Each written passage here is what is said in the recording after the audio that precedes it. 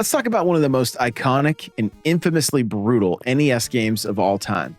A game that redefined action platforming, introduced cinematic storytelling to home consoles, and delivered a difficulty curve that makes players sweat decades later. This is Ninja Gaiden on the NES.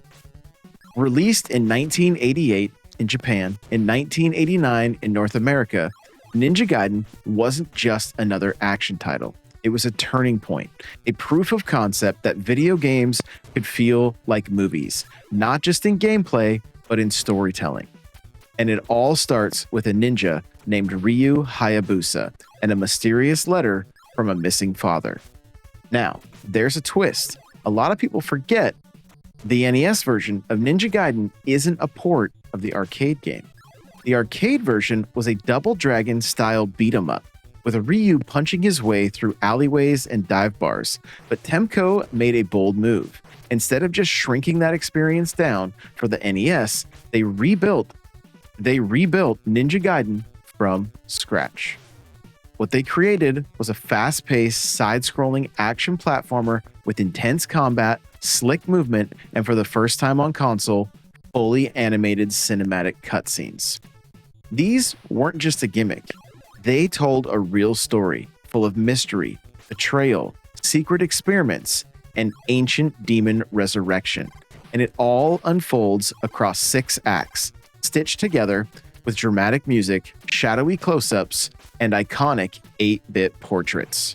It was called Temco Theater, and it blew the minds of gamers in 1989. So let's break down how the gameplay works, because Ninja Gaiden wasn't just cinematic, it was tough as nails. You play as Ryu Hayabusa, out to investigate his father's disappearance.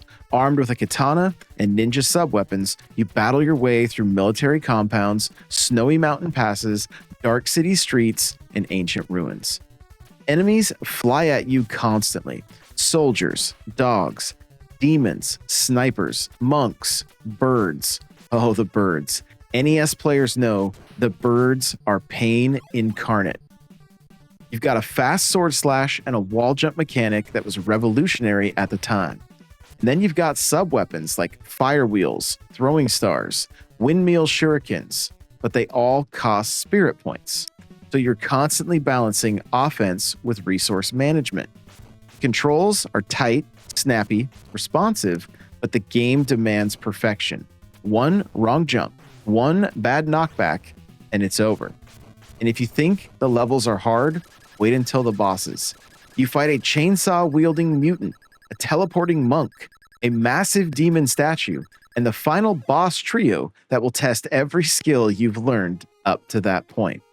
And if you die on the 3rd form of the final boss, you go back, stage 6-1. Not the boss room, not the checkpoint, the entire final act. NES kids remember this. It's the stuff of gaming legend. So how was it received? Shockingly, Ninja Gaiden wasn't praised. It was celebrated. Gaming magazines at the time were blown away by the graphics, the story, and the animation. Nintendo Power called it one of the best action games on the system. And it didn't just sell well, it helped define what a cinematic game could be on limited hardware. Critics and players alike pointed to Ninja Gaiden as the game that proved story didn't have to come at the expense of gameplay. You could have both. It went on to spawn 2 NES sequels, Ninja Gaiden 2, The Dark Sword of Chaos, and Ninja Gaiden 3, The Ancient Ship of Doom, both of which pushed the difficulty and drama even further. Let's take a look at some of the fun facts that were behind the scenes with Ninja Gaiden. The director, Hideo Yoshizawa, later went on to direct Kelowna and Mr. Driller, but this was his first big success. He wanted to make something bold, something that felt like a movie, and with no CD-ROMs or 3D graphics, the cutscenes in Ninja Gaiden were revolutionary. Ryu's name, Hayabusa, means falcon in Japanese, and it's not just cool branding. The name pops up again in later games and even crosses over into Dead or Alive, where Ryu became a playable fighter in 3D. There's a Japanese-only manga adaptation of the NES trilogy, and it dives even deeper into Ryu's backstory. It's never been officially released in English, but fans have translated it and preserved it online. The infamous return to 6-1 wasn't a bug, it was intentional. Temco wanted to raise the stakes at the end, and they knew this final penalty would force players to master every part of the last act. It's frustrating, yes, but it's also part of what gave the game its legendary difficulty. Speedrunners have torn this game apart. The world record for beating Ninja Gaiden is under 12 minutes, but it takes frame-perfect jumps, memorizing every spawn, and manipulating RNG patterns. It's like a ninja ballet performed with a controller. And yes, the birds were designed that way on purpose. In the official Temco strategy guide, the devs admitted they wanted to create a moving hazard that forced players to plan every jump. It worked, and it haunts us to this day.